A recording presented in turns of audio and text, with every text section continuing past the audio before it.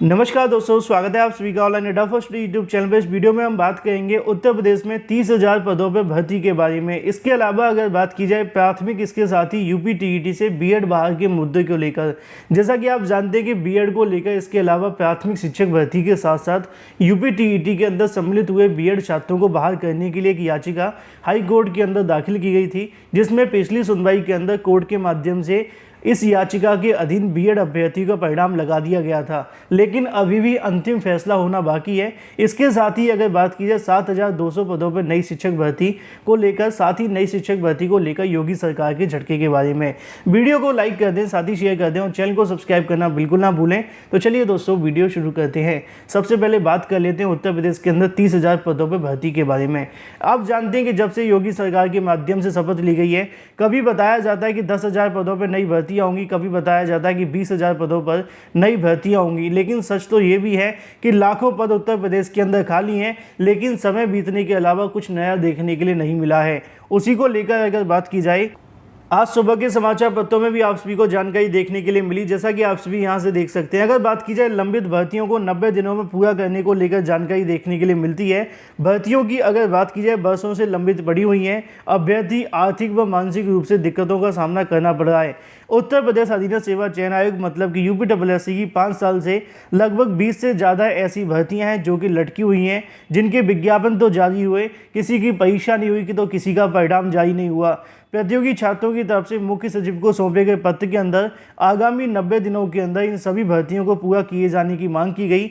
नीचे लिखा हुआ है कि अगर बात की जाए तो लगभग 30,000 से ज़्यादा पद आपको देखने के लिए मिलते हैं, जिनके लिए भर्तियां यहां से होनी है। लेकिन अगर बात की जाए लेट लतीफ़ी के चलते ना तो ये 30,000 भर्ती हो पानी है और ना ही अभी आगे की कार्यवाही शुरू हुई है। भले ही यूपीएससी के माध्यम से कहा जा रहा है कि आगामी 100 दिनों के अंदर लगभग 10,000 से लेकर 20,000 पदों पर भर्तियां कर देंगे, लेकिन पुरानी 30,000 भर्ती को लेकर अभी भी कहीं ना कहीं इंतजार किया जा रहा है। इन्हीं भर्तियों को शुरू करने के बारे में जानकारी दी गई है कि 30,000 पदों पर भर्ती के लिए चरणबद्ध तरीके से प्रक्रिया आरंभ की जाए।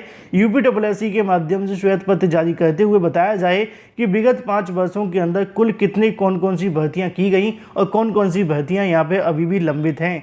लेकिन वहीं दूसरी तरफ बात की जाए प्राथमिक शिक्षक भर्ती से बीएड बहाल के मुद्दे को लेकर, जैसा कि आप जानते हैं कि यूपी टीईटी और प्राथमिक से बहाल करने को लेकर प्रतीक मिश्रा की तरफ से एक याचिका दाखिल कर दी गई थी, जिसकी जानकारी मैंने आप सभी को सुबह के वीडियो में भी दी थी कि इस मुद्दे को लेकर हाईकोर्ट में सुनवाई होने वाली है। और ये सुनवाई काफ़ी ज़्यादा महत्वपूर्ण साबित होगी, क्योंकि इसके अंदर बीएड अभ्यर्थियों के साथ साथ यूपी टीईटी में सम्मिलित हुए लगभग 3 लाख से ज़्यादा अभ्यर्थियों के भविष्य में फैसला होगा। इस मुद्दे को लेकर कोर्ट नंबर 36 के अंदर सुनवाई है। सीरियल नंबर की अगर बात की जाए तो 51वें नंबर पर यह मामला लगा हुआ है। जानकारी देखने के लिए मिली है कि इस मुद्दे को लेकर सरकार के अधिवक्ता अभी तक मौजूद नहीं हुए हैं। सरकार के अधिवक्ता के आ जाने के बाद में बीएड को लेकर जो भी यहाँ से जवाब पेश करना है, उसके बाद में इससे संबंधित आपको जो कहने के आंसर है वो देखने के लिए मिलेगा। अगर बात की जाए खबर लिखे जाने तक, अभी तक ना तो सरकारी अधिवक्ता के माध्यम से कोर्ट के समक्ष कोई भी यहाँ से पॉइंट रखे गए हैं। अभी इस मुद्दे की सुनवाई दोपहर तक होने की संभावना है या फिर देर शाम तक इसकी सुनवाई हो सकती है। 3 बजे के बाद जो भी अपडेट होगी आप सभी को इस चैनल के माध्यम से सबसे पहले दे दी जाएगी। प्राथमिक शिक्षक भर्ती साथ ही यूपी टीईटी के अंदर बीएड छात्रों को बहाल करने के लिए जिस याचिका को दाखिल किया गया था, उसमें पिछली सुनवाई में हाईकोर्ट ने सरकार से जवाब मांगा था। अभी तक किसी भी सरकारी अधिवक्ता के माध्यम से इस मुद्दे को लेकर जवाब नहीं दिया गया है। हो सकता है कि लंच के बाद में सरकार के अधिवक्ता आकर इस मुद्दे पर बहस करें। जो भी संबंधित अपडेट निकलेगी सबसे पहले आपको सबसे तेज इस चैनल के माध्यम से दे दी जाएगी। तो फिलहाल ये बात हो जाती है बीएड के मुद्दे के बारे में। लेकिन वहीं दूसरी तरफ बात की जाए अपनी अगली अपडेट के बारे में, जो कि संबंधित है 7,200 पदों पर नई शिक्षक भर्ती को लेकर, साथ ही नई शिक्षक भर्ती के बारे में योगी सरकार के माध्यम से दिए गए झटके के बारे में। आप जानते हैं कि उत्तर प्रदेश के अंदर कई नई भर्तियों के विज्ञापन जारी होने, खासकर शिक्षक भर्ती की बात की जाए तो, चाहे वो प्राथमिक शिक्षक भर्ती हो या फिर टीजीटी पीजीटी की शिक्षक भर्ती हो या फिर इसके अलावा एलटी गेट शिक्षक भर्ती। लेकिन इन भर्तियों के विज्ञापन न जारी होने की सबसे बड़ी वजह आप जानते हैं कि सरकार के माध्यम से इनको लेकर बिल्कुल भी सक्रियता नहीं दिखाई गई है, जिसके चलते ना तो कोई नई भर्ती का विज्ञापन आ रहा है और ना ही इसके संबंध में आगे कार्यवाही शुरू की जा रही है।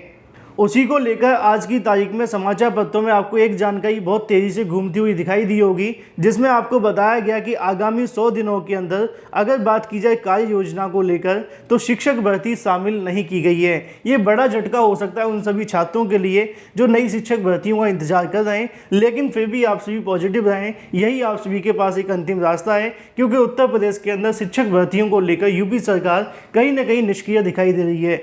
यहाँ पे लिखा है कि आगामी 100 दिनों की कार्य योजना के अंदर शिक्षक भर्ती को शामिल नहीं किया गया है। उत्तर प्रदेश माध्यमिक शिक्षा सेवा चयन बोर्ड की अगर बात की जाए तो 100 दिनों के अंदर आगामी समय के अंदर शासकीय सहायता प्राप्त माध्यमिक विद्यालयों के अंदर नई शिक्षक भर्ती विज्ञापन जारी करने को लेकर शामिल नहीं किया गया है।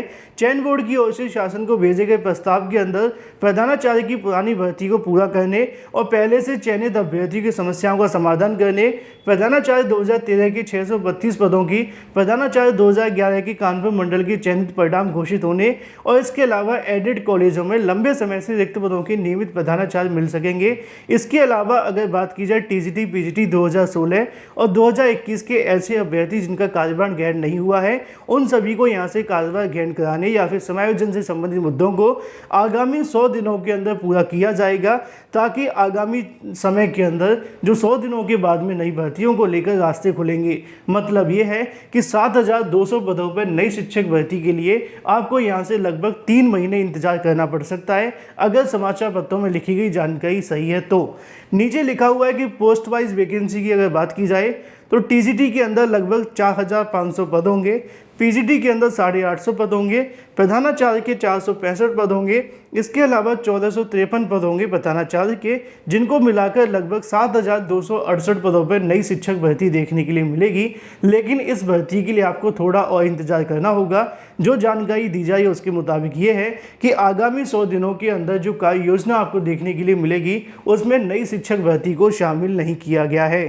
तो इसको कहीं ना कहीं बड़ा झटका कहा जा सकता है योगी सरकार के माध्यम से, क्योंकि एक तब योगी सरकार के माध्यम से दावे किए जाएं कि रिक्त पदों को भरा जाए, रिक्त पदों से संबंधित जो भी यहाँ पे खाली पद हैं उनको भरने के लिए प्रक्रिया शुरू की जाए, नई भर्तियों के विज्ञापन जारी हो, कभी 10,000 कभी 20,000 तो कभी इससे अलग अलग। लेकिन अगर बात की जाए नई शिक्षक भर्तियों को लेकर तो कोई भी नई शिक्षक भर्ती आगामी 100 दिनों के अंदर जो कहीं कार्य योजना जारी की जा रही हैं उनमें शामिल नहीं की गई है। मैंने आपको प्राथमिक शिक्षक भर्ती के बारे में भी बताया था, अब आपको टीजीटी पीजीटी शिक्षक भर्ती के बारे में भी देखने के लिए मिल रहा है। बाकी आप सभी पॉजिटिव रहें, अगर आगामी समय के अंदर भर्ती आती हैं तो आप सभी प्रिपरेशन करते रहें, क्योंकि पॉजिटिव रहने के सिवाय कोई दूसरा रास्ता भी नहीं है। वहीं दूसरी तरफ बात की जाए अपनी अगली अपडेट के बारे में जो कि संबंधित है उत्तर प्रदेश में स्कॉलरशिप को लेकर।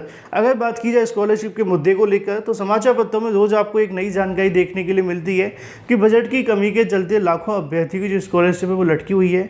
अगर बात की जाए अन्य पिछड़ा वर्ग के अभ्यर्थियों की तो काफ़ी लंबे समय से यहाँ से लटके हुए हैं, उनकी भी स्कॉलरशिप यहाँ से जारी नहीं हो रही है। अगर बात की जाए कल की तारीख में छात्रों की तरफ से 90,000 से ज़्यादा ट्वीट किए गए। इसके संबंध में छात्रों ने मांग की कि उनकी जो छात्रवृत्ति है वो दे दी जाए, लेकिन अभी तक सरकार के माध्यम से इससे संबंधित कोई भी कार्य नहीं हुआ।